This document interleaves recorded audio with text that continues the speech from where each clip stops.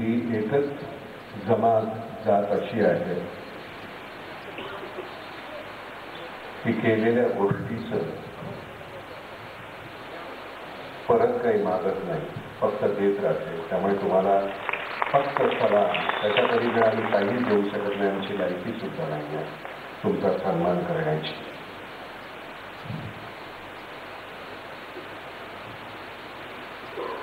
अतिशय विसंगत अशा सामाजिक परिस्थितीमध्ये आपण आता वावरतो आहे. प्रत्येकाची मतं, प्रत्येकाचे विचित्र विचार,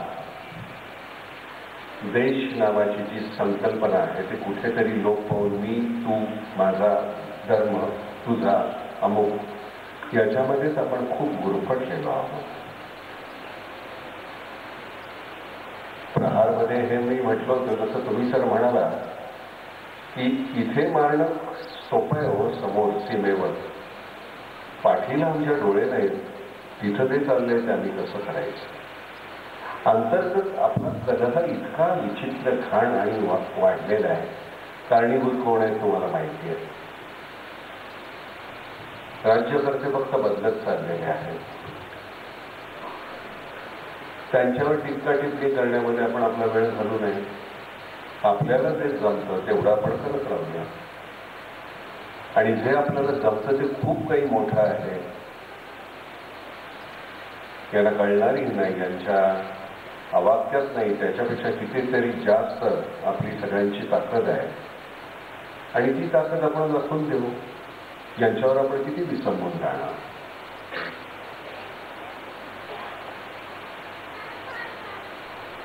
फक्त नावं बदलतात, काम हे राज्य करणाऱ्यांची, बाकीचं काहीच नाही.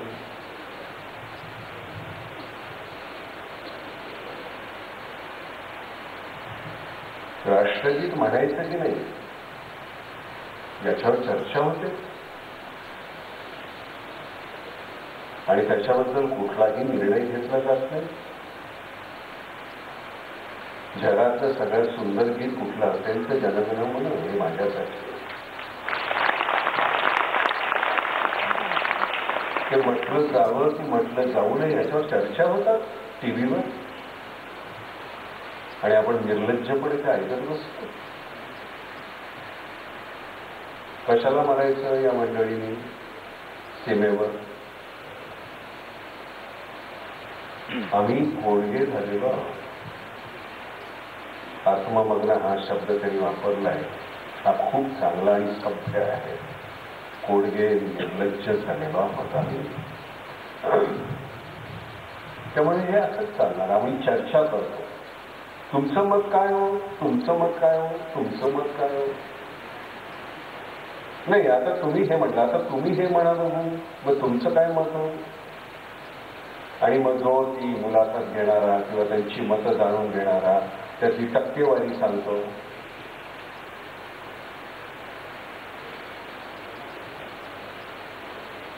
फार कंटाळा आला की मग आम्ही चॅनल बदलतो.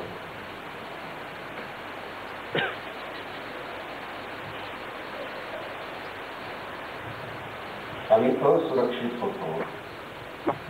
हे सगळे सुरक्षित असतात आमच्या सीमेवर, छानपैकी नाचत असतात, आनंद मिष्टान्न खात असतात. आम्ही आतमध्ये असुरक्षित असतो.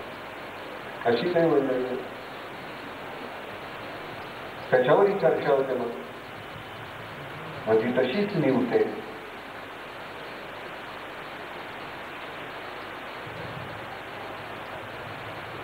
किती संवेदनाशील झाला होता मी, बाप रे. आयुष्यात आम्ही इतके संवेदनाशील कधीच नव्हतो.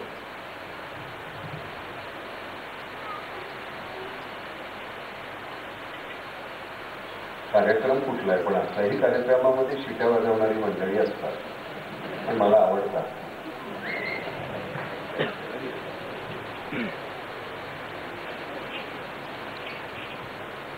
छान.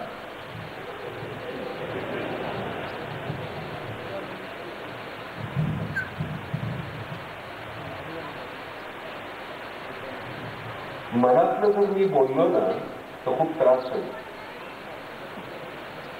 माझ्या घरामध्ये माझीही बायको काहीतरी बोलते, माझाही मुलगा बोलतो, माझी आई बोलते, बाप बोलतो, भाऊ बोलतो. मी ते सगळं ऐकतो. त्याच्यामध्ये अतिशय असं विष गरळ सुद्धा असतं. पण मी इथे तुमच्यासमोर या माईकमध्ये बोलायचं का, त्याचा मला विचार करायला. सगळंच इथून बोलायचं नसतं, कारण मला एक चेहरा आहे, त्या चेहऱ्यावर प्रेम करणारी माणसं आहेत, मी बोलेन त्याच्यावर विश्वास ठेवणारी माणसं आहेत. तेवढी विश्वासार्हता मी कमावलेली आहे. त्यावेळी माझी ही जबाबदारी असते की मी इथून जो शब्द बोलेन त्याचा कुठलाही विपर्यास होऊन समाजामध्ये तेढ निर्माण होता कामा नये. इतकाच सारासार विचार माझ्यापाशी असायलाच पाहिजे. पण आमच्याकडे ते आता कुठेतरी लोप पावत चाललेलं आहे. पर्याय आपल्याकडे दोन उरतात. एक पर्याय, मला हे पटत नाही म्हणून मी बंदूक हातात घ्यायची आणि मी नक्षल व्हायचं का, की मी अजून काहीतरी व्हायचं का, किंवा हे सुधारण्याचा प्रयत्न करायचा का. मला दुसरा पर्याय हा जास्त जवळचा वाटतो. पहिला सोपा आहे.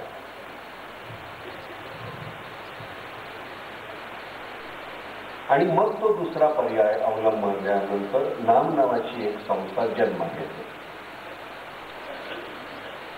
मग ती नाम नावाची संस्था ही केवळ एक नाना किंवा मकरंद किंवा सामंत किंवा पोळ किंवा यांची राहते. मग त्याच्यामध्ये हे सगळे सामावले जातात. त्याला एक मोठं स्वरूप येतं. आणि ते स्वरूप येण्याचं कारण समविचारी लोक तिथे त्यांचा बोतावळा वाढवतात.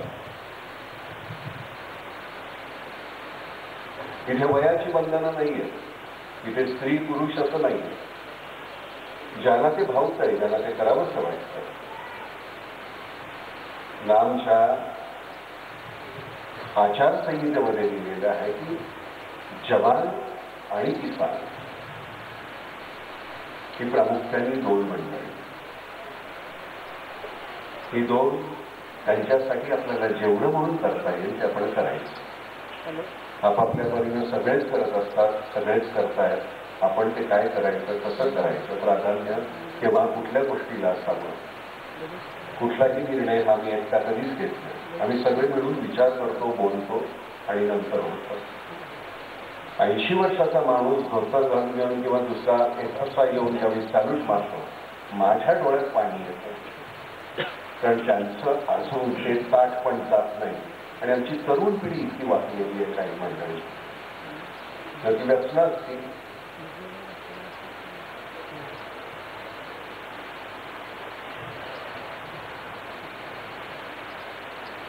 ज्यांना तुम्ही अतिशय हिरो मानता ते आम्ही आमच्यातले किती मंडळी तुम्हाला काय सांगायचं असो, साधारणपणे एखाद्या संस्थेचा राज सुरू होतो की ज्यावेळी एक माणूस सतत तिथे मीच त्याचा सगळा करता करविता राहणार असं ज्यावेळी होतं त्यावेळी तिथे गोंधळ होतो. त्यावेळी मी यांना सांगितलेलं आहे की पहिली 3 वर्ष किंवा 4 वर्ष मी शेवटपर्यंत मरेपर्यंत नाम संस्थेशी निगडीतच राहणार. पण आज मी ते निर्णय घेण्यासाठी तिथे आहे. त्या ठिकाणी तू यायला पाहिजे, तुझ्यानंतर अजून कोणीतरी यायला पाहिजे. पदावर चिकटून राहणं हे अतिशय गैर, अतिशय गैर. हे पदाला चिकटायचं नाही आपण. त्यामुळे इथली मंडळी बदलत राहते, पण विचार करणारी मंडळी ती तिथे असणार, कायमच राहते. आमचा उपयोग करून घ्या. ज्यावेळी अतिशय छान पूर्णपणे पिकलेले आहेत, तुम्ही मगाशी म्हणालात कर्नल, त्यावेळी आम्ही रिटायर्ड होतो आणि त्याच्यानंतर आमचा उपयोग नसतो, आम्ही रिटायर्ड असतो. उलट खरं तर असल्या मंडळींचा उपयोग आम्हाला सगळ्यात जास्त थिंक टँक म्हणून ह्यांचाच उपयोग व्हायला पाहिजे. आम्ही फक्त बाकीची कामं करू, पण अशी मंडळी पाहिजे. तुम्ही खरं सांगू का, तुम्ही अजून 1 तास बोलला असताना मी ऐकू शकलो. कारण तुम्ही इथून बोलतच नव्हता, तुम्ही इथे दिल्लीच्या देशापासून जे सहन केलेलं आहे सगळं ना, ते तुम्ही एकटे बोलत नव्हता. ह्या सगळ्यांचं दुःख वेदना तुम्ही बोलत होता आणि ते ऐकताना खूप काहीतरी मिळत राहतं. मला हा हॉल भरलेला नाही याचा जास्त आनंद होतो, पण तसली मंडळीच नकोच जी नुसती गर्दी करणार असते. एक नट म्हणून त्रास होतो की अरे बापरे हॉल रिकामा आहे, पण एक माणूस म्हणून मला आज वाटलं की नाही हे जास्त छान आहे. कारण ह्या सगळ्या खुर्च्या ज्यांनी बलिदान दिलेलं आहे ना त्यांनी भरलेले आहेत. आपल्याला ते दिसत नसले तरी सुद्धा ते सगळे या कार्यक्रमाला आलेले आहेत आणि कदाचित ते बसलेले असल्यामुळे दुसरी मंडळी तिथे बसू शकत नाहीये.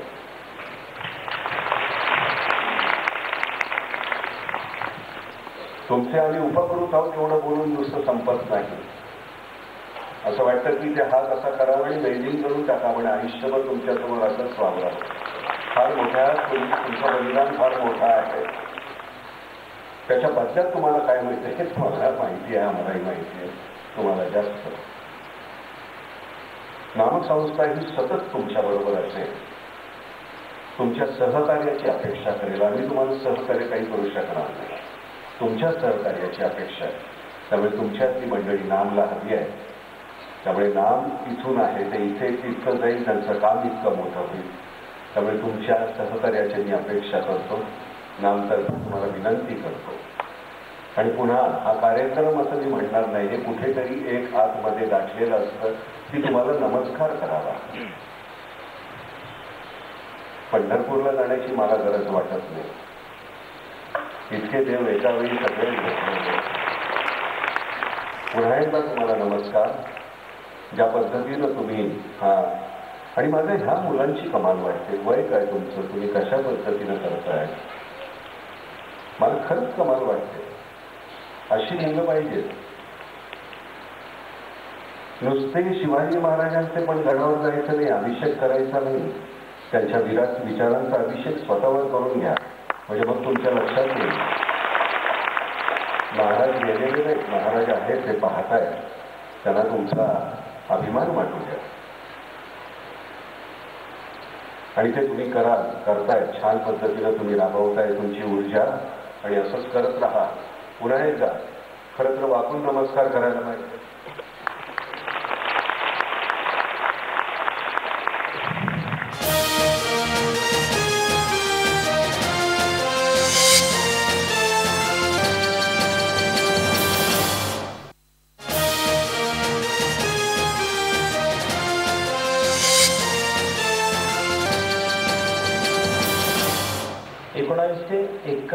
साली डिसेंबर महिन्यामध्ये आपल्या जवानांनी जो अभूतपूर्व पराक्रम गाजवला आणि ते युद्ध जिंकलो आपण. 16 डिसेंबरला दुपारी 4:31 ढाक्याला पाकिस्तानच्या सेनेने संपूर्ण शरणागती आपल्या समोर पत्करली. आज बरोबर 44 वर्ष त्या दिवसाला पूर्ण झालेले आहेत. त्या युद्धामध्ये सहभागी झालेले त्यापैकी काही आज इथे उपस्थित असलेल्या सर्व वीरांना नामच्या वतीने आधी मी सॅल्यूट करतो.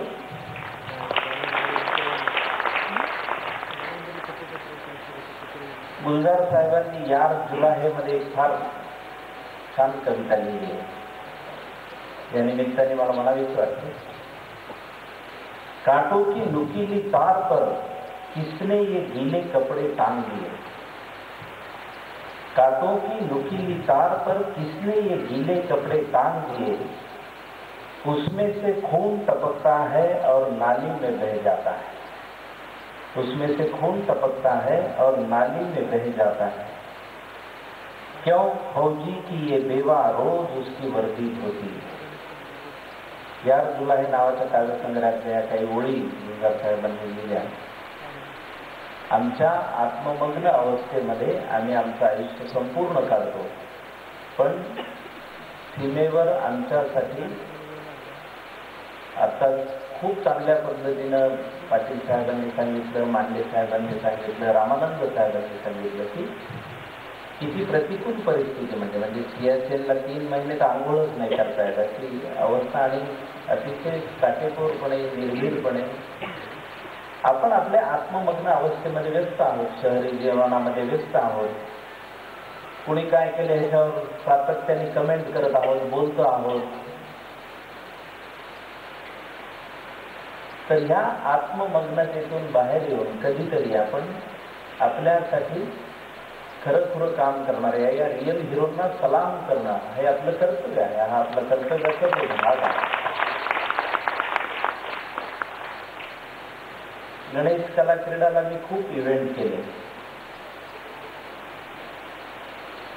पहिल्यांदाच मी अर्ध रिकामं थिएटर बघतोय, त्यामुळे मला एरवी कसं लावणी बिवणीचा कार्यक्रम असले की पूर्ण भरतं, टाळ्या शिट्ट्या आणि प्रतिसाद मोठा असतो त्याला. अशा कार्यक्रमाचा मुद्दा मी श्रमिकला सांगितलं होतं की गाजावाजा फार करू नको, जाणीव ही फार महत्वाची आहे. आपल्यासाठी खरोखरीच काम करणारे जे लोक आहेत त्यांची आपण जाणीव ठेवतो का, कधी आपण आठवतो का त्यांना? मगाशी ती मुलं शूर आम्ही सरदार आम्हाला काय कोणाची भीती म्हणजे जेव्हा आपल्याला एकदम असं रोमांचित झाल्यासारखं वाटतं. मिलिटरीचा बँड वाजला की आपल्याला खूप रोमांचित होतं. आपण 26 जानेवारीला प्रजासत्ताक दिनाच्या दिवशी परेड बघतो तेव्हा आपल्याला रोमांचित व्हायला होतं. या सर्व आपलं संरक्षण करणाऱ्या जवानांनी आपल्याला एकसंध ठेवले, एकत्र ठेवले. आपली खरी आयडॉल ती असायला हवे असं वैयक्तिकरित्या मला वाटतं. नाना पाटेकरांच्या प्रहार या सिनेमाविषयी सातत्याने बोललं जातं की त्यांनी त्या खूप चांगल्या पद्धतीनं त्यामध्ये रोल केलेला आहे लष्करातल्या अधिकाऱ्याचा. पण त्यांनी खरोखरीच कारगिलचं युद्ध लढलेले आहे आपल्यापैकी फार कमी जणांना माहिती असेल ना, मुद्दाम ते सांगू इच्छितो.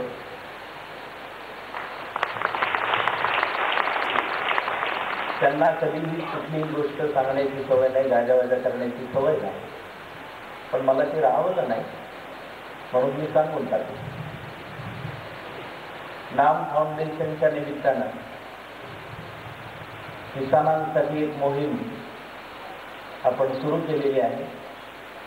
आपल्या मोहिमेचं ब्रीज जय जवान जय किसान असं असणार आहे नाम फाउंडेशनचा. केवळ हे सांगण्याचा हा एक छोटासा खटाटो म्हणून आज सह्याद्री प्रतिष्ठान आणि नाम फाउंडेशन यांच्या संयुक्त विद्यमानं हा एक छोटासा स्मरण सोहळा आपण इथे आयोजित केलेला आहे. अजून 6 वर्षांनी 50 वर्ष पूर्ण होतील तेव्हा आपण निश्चित खात्री बाळगतो की इथे उभं राहायला सुद्धा जागा नसेल, एवढी गर्दी निश्चित होईल. तोपर्यंत सकारात्मक काम आपण सगळे मिळून करूया. सातत्याने आपण कुणावर टिप्पणी करण्यापेक्षा, टीका करण्यापेक्षा आपण स्वतः काय करतो आहोत याच्याकडे थोडंसं बारकाईनं बघून आपण आपलं काम वाढवूया. पाटील साहेब, निश्चित आम्हाला तुम्ही पण आमच्यामध्ये सहभागी झालात आनंद आहे, कारण नाम ही चळवळ आपल्या सगळ्यांची आहे. आपण सगळे मिळून काय दुष्काळावर मात करता येते आपल्या वतीने काय.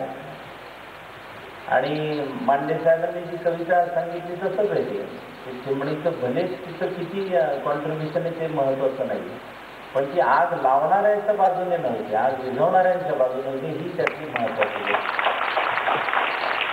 या निमित्ताने आणखी एक गोष्ट स्पष्ट करू इच्छितो. माध्यमांचे प्रतिनिधी असतील ते आहेत म्हणून एक गोष्ट सांगतो की नाना पाटेकर कधी ब्लॉग लिहित नाहीत. त्यांच्या नावाने त्या सोशल मीडियावर सारखे ब्लॉग येत असतात आणि फक्त नाना पाटेकरांचं नाव घालून कोणीतरी हा शब्दांमधला पंडित असेल असा माणूस हा उद्योग करत असेल. ते स्वतः कृतीशीलतेवर भर देतात. जेव्हा त्यांना काही बोलायचं असतं एकतर ते फार स्पष्टपणे सगळ्यांसमोर जाहीर बोलतात. त्यांची प्रेमळ भाषा आपणा सर्वांना ज्ञात आहेच आहे. सोशल मीडियावर काही लिहित भानगडीत पडत नाही आणि त्यांना लिहायचं असेल तर वर्तमानपत्रांमध्ये प्रॉपर लेख त्यांनी आजपर्यंत लिहिलेले आहेत. आपल्यापैकी बऱ्याच जणांनी ते वाचले असतील. त्यामुळे कुठेतरी आपलं, मला तर ते कधीतरी असे बसलेत आणि ते असं टाईप करतायत असं डोळ्यासमोर सुद्धा आणू शकत नाही मी. बराच वेळ त्यांची शब्दांची करत बसलेत असली काही भानगड नाही, कारण त्यांचा त्या गोष्टीचा त्यांना कंटाळा आहे. नाम फाउंडेशनच्या वतीनं जसं आपण म्हणलो की एक सकारात्मक काम जय जवान जय किसान या ब्रीडाला धरून आपण सुरू केलेलं आहे. तर आपल्या कृषी क्षेत्रामध्ये आता आपलं जेवढं नामचं विश्व हळूहळू विस्तारत चाललेलं आहे. खूप चांगल्या पद्धतीचं जलसंधारणाचं काम असेल, वृक्षारोपणाचं काम असेल, हे आपलं ऑलरेडी सुरू झालेलं आहे. तर आता आपण सगळे मिळून आपल्या संविधा या यज्ञामध्ये टाकू, म्हणजे काय होईल त्याचं आपण पाहूया. कधीतरी आपण त्याचाही आढावा घेऊया. आणि यामध्ये खूप चांगल्या संख्येने सकारात्मक प्रतिसाद सर्वांचा मिळतोय. कधीतरी या पुढच्या महिन्यामध्ये नवीन वर्षाच्या सुमाराला आम्ही एक माध्यमांसमोर एक मोठं नामचं काम आपण 3-4 महिन्यामध्ये नामनी काय केलं याविषयीची उत्सुकता बऱ्याच जणांना असेल. तर त्या जानेवारी महिन्यामध्ये कधीतरी एक मोठी प्रेस कॉन्फरन्स घेऊन आपण ते सगळ्यांना सांगू. अशा पद्धतीचं काम आहे. ते फार लपूनही चाललेलं नाही आहे, हेच चालले. फक्त आपल्याला कुठेही फ्लेक्स लावायचे नाही किंवा दणादण हार पुरे घालायचे नाही, घ्यायचे नाही. आपल्या मंचावरचा एक तो नियम आपण कायम अबाधित ठेवूया की हार पुरे नको. स्वामी तू आज ते केलं त्याबद्दल तुझा आभारी आहे, कारण त्या हारामुळेच फार वाचलं आपण. काम आपल्याला एरवी करता येतं, तो हार पडला की काम जातं, अशी ती गडबड दिसते. तर आज तू पुन्हा पुस्तकं घेऊनच हे केलं त्याबद्दल मनपूर्वक आभार. असा हा कार्यक्रम अतिशय चांगला नियोजित केला.